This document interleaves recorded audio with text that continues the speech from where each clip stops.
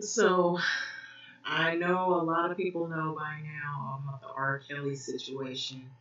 If they don't know, they must be living under a rock. But I'm sure a lot of people are full aware of what is going on or has gone on. The media attention, a lot of people looking at the trial or following it, and you have people on both sides, people who agree 100% with the verdict, and those who question the validity of the verdict, and you still have some naysayers, some people who they're still into R. Kelly the performer. And it's sad what happened, that it had to come down to this. But this article I was looking at, it says how the adultification of black girls allowed R. Kelly's decades of abuse. And how here it also says the exact same thing, but it says it in bold letters. So black girls are adultified and over sexualized, and that is true. I'm speaking from experience because I feel that's the reason why when sexual assaults, abuses that are sexual abuses, rapes, usually when it seems as though when it's black females, women, young girls, it's not taken as serious as if it were someone who wasn't black. So the stigma helped the singer get away with the serial sexual abuse for so many decades. So this article is by Tyron Finley. And so this article actually was written um, a few days ago, or it was published a few days ago, or it's put out there. And so I'll start off with saying I've heard a number of things. I've heard that R. Kelly is going to serve life in prison for what he had done. And I've heard stories about R. Kelly is now looking at telling on other entertainers or other enablers, people who have participated in some of the same activities, and maybe they're able to hide behind their activities. Maybe they were able to mask themselves a little more better and be more quieter about what it is they're involved in, their activities. And so a few other people were in trouble, and it's questionable.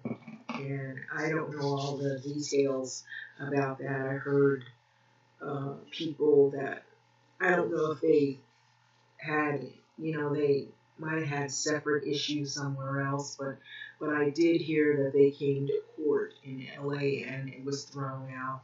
It was T.I. and Tiny, and they both had been brought up on allegations or alleged um, sexual misconduct. We'll put it that way. So this article goes into for 6 long weeks dealing with R. Kelly. It says my coworker and I sat in a frigid overflow courtroom. So with other reporters listening to the survivors share graphic details of being abused, groomed, controlled, and held captive by the R&B singer and producer R. Kelly. So we watched Geronda Pace, 9 months pregnant and due any day now, keep an even tone as she recounted being abused at 16, pausing to fight the tears only once. So we listened to a Jane walk the courtroom through how R. Kelly coerced her to have sex in exchange for a shot at making it big in the music industry. So she shared that he knowingly gave her a sexually transmitted disease. So we listened to a Stephanie who told the courtroom that Kelly could put the fear of God in me very quickly. So we listened to several key witnesses reveal disturbing details of Kelly's relationships to the late singer Aaliyah Houghton. I hope I pronounced her last name, which is better known of the Aaliyah, who was the R&B singer from back then in the days. She was very big, and I believe if she still was living, she would have been probably a whole lot bigger than we know. So it says who he married this young lady when she was just 15 years of age. And so these women followed his rules. They never looked at or interacted with other men, and they asked for permission to leave their rooms or to use the bathroom. They called him daddy, and when they disobeyed Kelly, he punished them with beatings he called chastisements. And so a few described their experiences as humiliating. So last week, Kelly was found guilty on all charges in his sexual abuse trial, where he was convicted of racketeering and violating the Mann Act, is what it's called, which prohibits sex trafficking of minors across state lines. So it's the first time that the singer has been convicted of the sex-related crime since the allegations against him first surfaced nearly about 30 years ago. So he was in court before. So within that time, Kelly used his power, fame, influence to harm black girls, boys as well, and young women. So he went unchecked, never having to truly hide. So his employees and industry colleagues aided and enabled him. So they booked flights for the girls and women to travel to Kelly for sex. They ignored obvious signs of his girlfriend's abuse. One committed bribery to obtain a fake ID for the 15-year-old Aaliyah to marry the 27-year-old then. He was 27 and she was 15, Kelly, and gave himself the nickname Pied Piper of R&B, a reference of the folklore character who played his instruments to lure children away from their homes. So many on social media had asked what took so long for Kelly to be held responsible for his actions, of course. But Kenyette Tisha Barnes, co-founder of the hashtag Mute R. Kelly, put it plainly, they were black girls. I mean, let's be real. And so, to elaborate on this, it's been proven time and time again that people don't listen to black girls, not just anecdotally, but statistically. So, society couples the adultification with over-sexualization and strips black girls of their agency early. So, by age 5, black girls are seen as more adult than their white counterparts. This leads black girls to being among the most susceptible to sexual violence, second only to indigenous girls. So as many as 6 in 10 black women report being subjected to coercive sexual contact before the age of 18. So according to a report in Time's Up, so the National Center for Violence Against Women in the Black community also reports 40% of sex trafficking survivors which are black. And so when people treat black girls as adults, they're less likely to listen to black girls' accusations or look for them when they go missing. And so that's where that all comes from. And so the cases of missing black girls often go ignored and underreported in the media. In 2020 alone, more than 70,000 black girls under the age of 18 went missing. So it says, how does R. Kelly then in serial ways harm women of color, young, brown, and black girls? because the foundation was laid for him. So the numbers of black girls that are experiencing sexual violence are skyrocketing and continuing to. This is Danny Ayers, CEO of Me Too International, told Huffington Post, of course. However, so few of those black girls actually report and disclose and share that this has happened to them. Even fewer go to the police to try to address violations that have happened to them. And that's because of the internalization that happens when you are constantly telling black girls that she's responsible when someone violates her body. She continued. And so that over sexualization and adultification impacts us as black girls. So we take on the responsibility and it is not ours to take on. And so therefore we don't talk about it and we hide it and we feel ashamed and we feel powerless. So Angela Douglas, the co-executive director of Vera House, an organization fighting to end domestic and sexual abuse, said the blatant disregard for black girls' safety and autonomy over their own bodies stems from enslavement. Black women didn't control their own bodies, and they were raped, brutalized, and sold for purposes of procreation, inhumane labor, abuse, and control. So this treatment was legal and the status quo. No laws protected them as humans, especially since they were constitutionally seen as three-fifths of a person. So they were considered property and treated as such. So it was always made clear that your body was to be used, owned, and determined how to be used by someone else in your life other than yourself. That was sin. So that then takes away every bit of whom you are as a human being, she continued. And so, how does R. Kelly then, in serial ways, harm women of color, young, brown, and black girls? Because of the foundation being laid for him. Therefore, no one was going to come looking, no one was going to be the wiser, and it really wasn't going to be taken seriously. So that perspective has been widely adopted even in the black communities, and I will say that is true. Despite the last week's guilty verdict, 3 pending sexual abuse trials against him in Illinois and Michigan, the rhetoric that allowed Kelly's pattern of abuse continued immediately after news broke.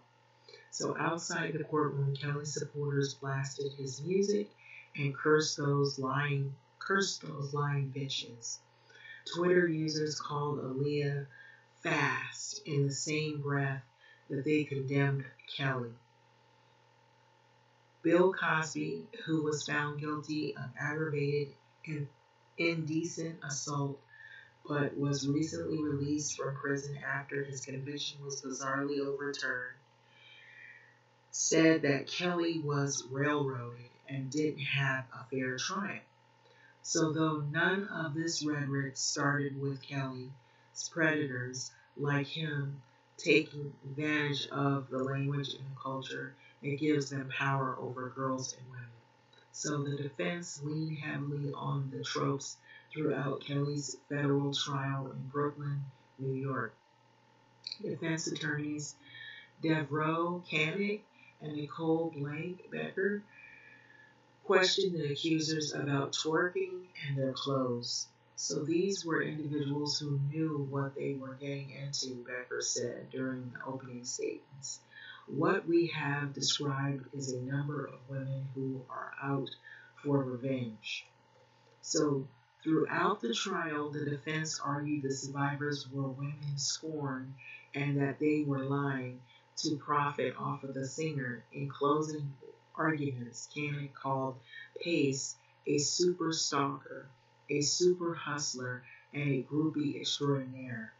So when HuffPost asked about why the defense felt the statements were important to their argument, Cannick doubled down on the idea that the accusers were trying to profit off the singer. R. Kelly didn't need to target women. He said during an impromptu press conference after the verdict, R. Kelly had women girlfriends who brought into his lifestyle, who were brought into his lifestyle and were there, and you heard nothing. And so after the verdict was announced, Angelo Brewster, 36 years of age, who identified himself as Kelly's godson, told HuffPost that the trial was unjust because it was based on he say and she say.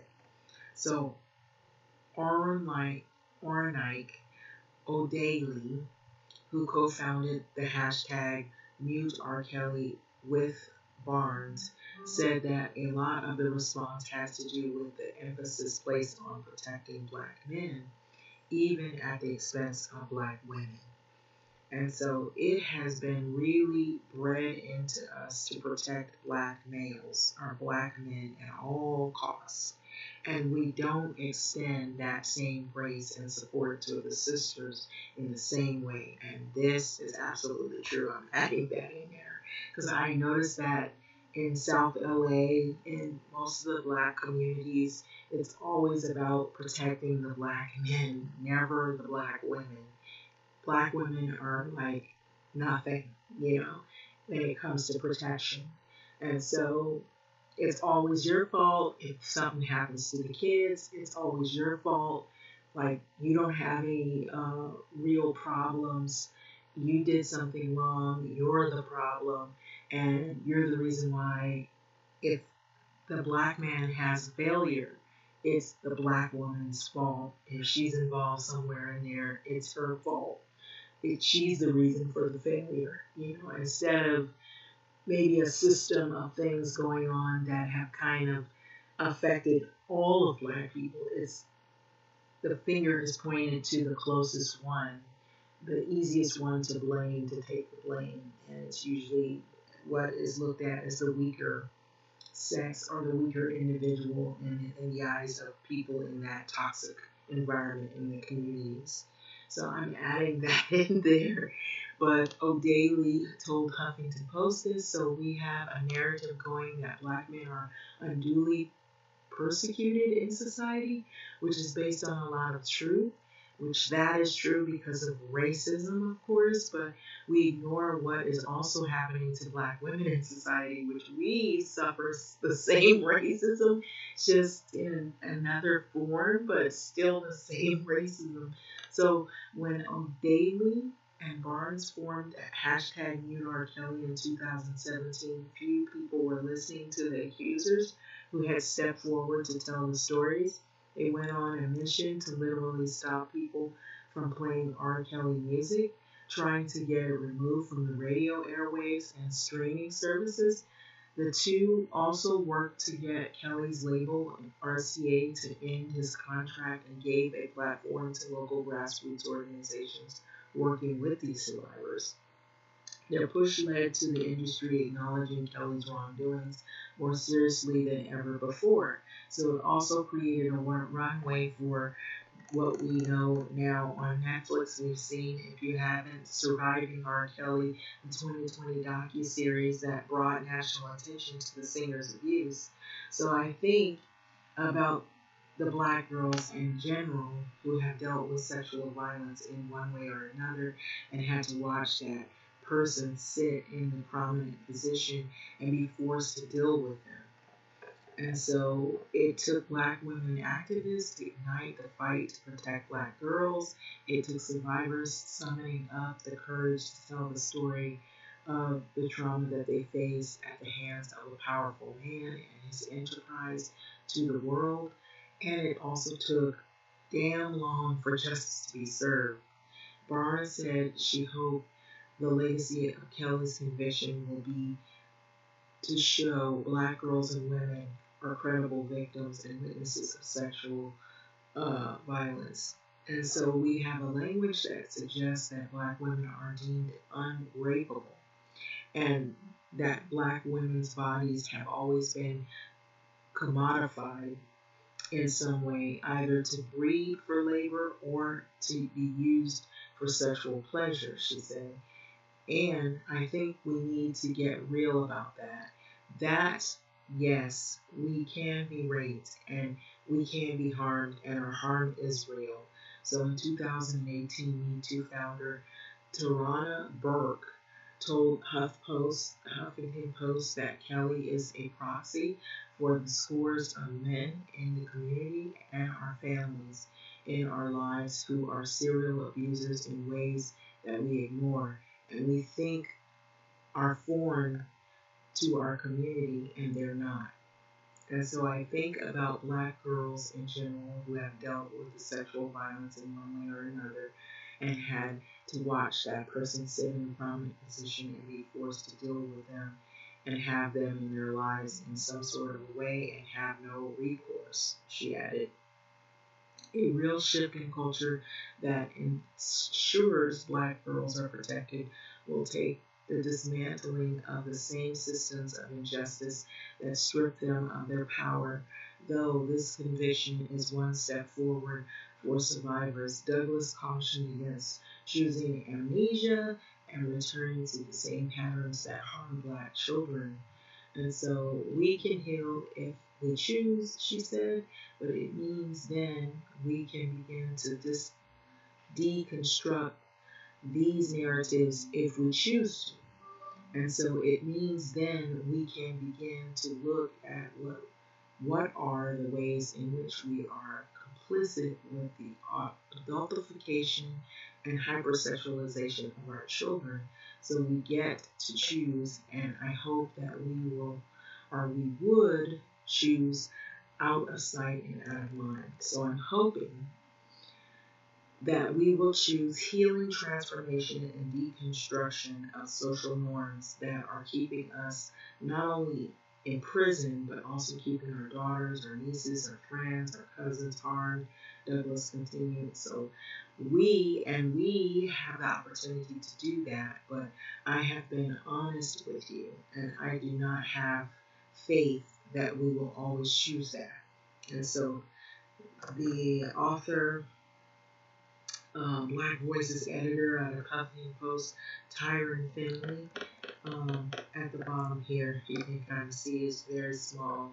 But I saw this article, and I saw other articles. You can sort of see like a drawn picture of the trial, and they kept blaring and blaring for weeks on end about the outcome of R. Kelly's trial, and I knew eventually they would get justice because it kept going on and on, but it's sad that it took so long and what had to occur to most of these young women and boys who were objectified or subjectified in these abuses and abused, groomed, controlled, or held captive by him or treated in any derogatory or sexual manner.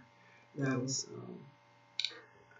really something that they've now got to live with and try to heal from, which is not going to be easy.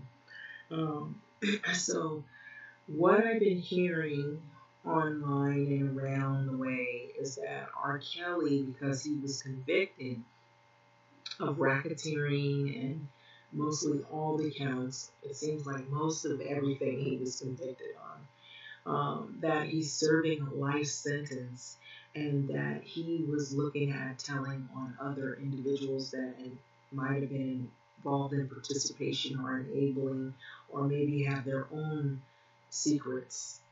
And it's crazy because I still believe this, that I know this isn't R. Kelly, this is someone else. The Epstein thing, I feel like he didn't commit suicide,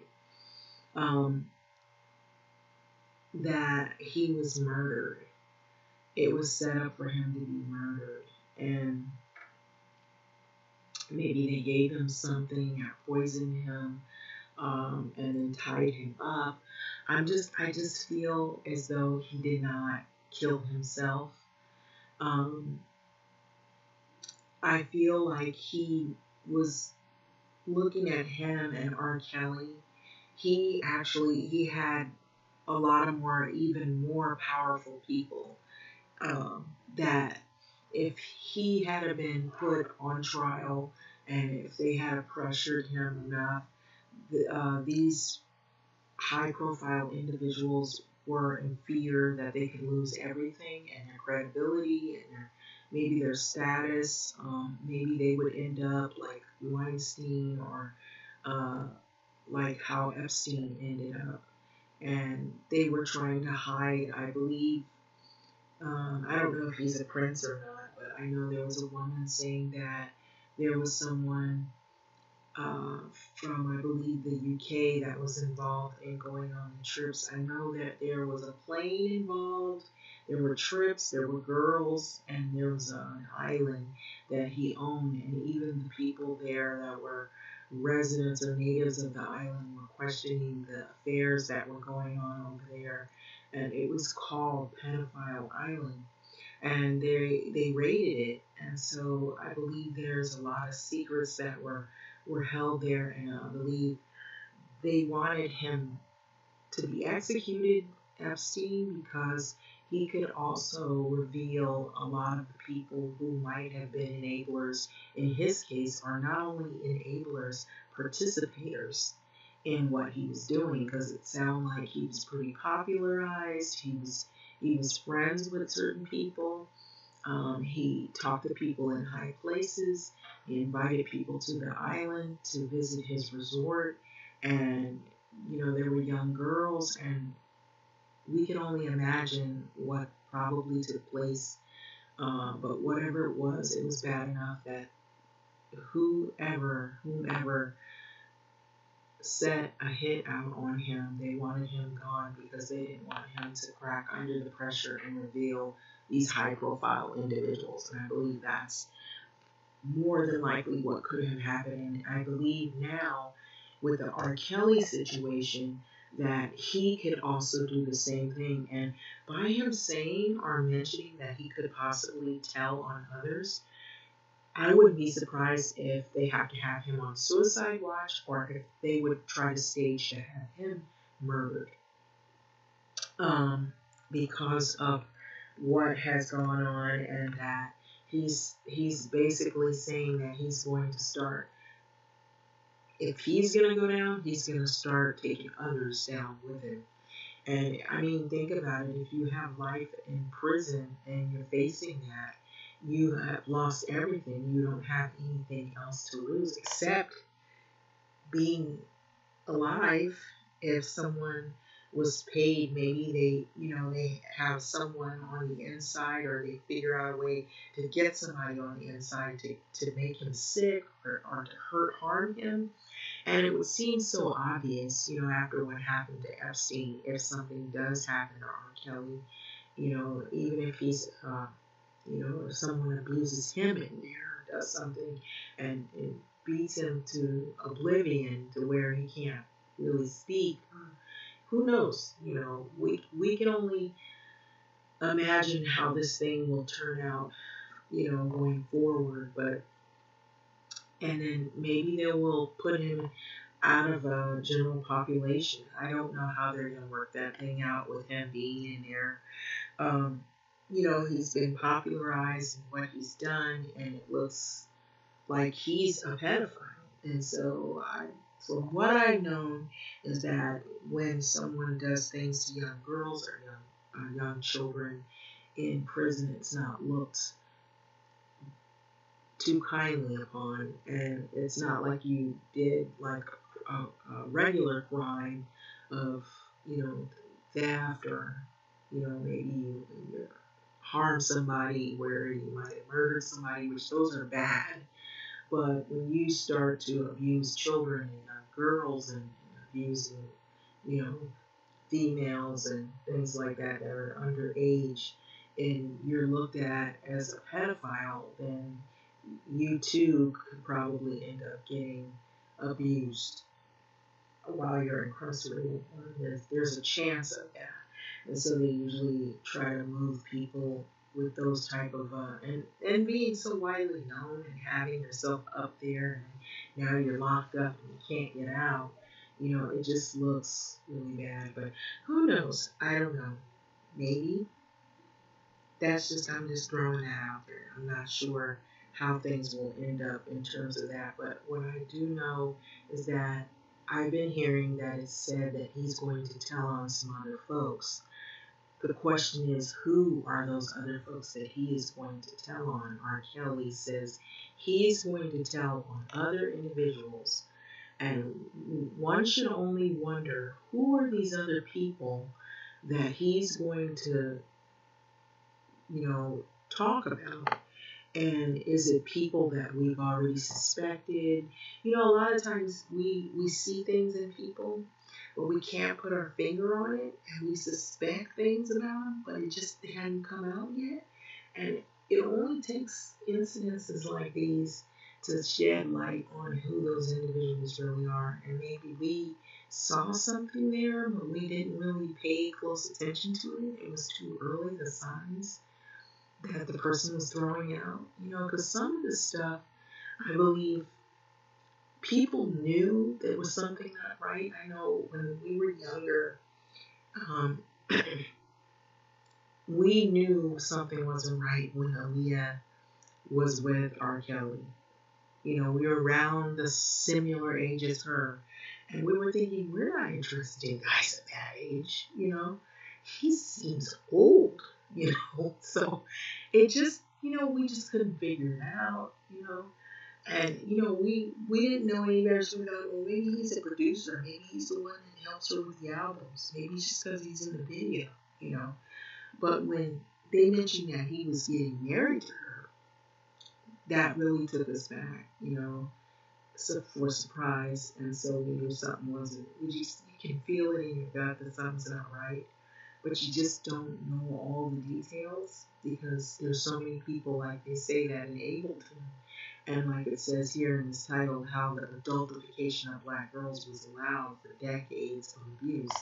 And it is like that. It's, I'm not saying that men in the black community don't go through, because definitely they go through a lot. What we've had here in Los Angeles is a lot.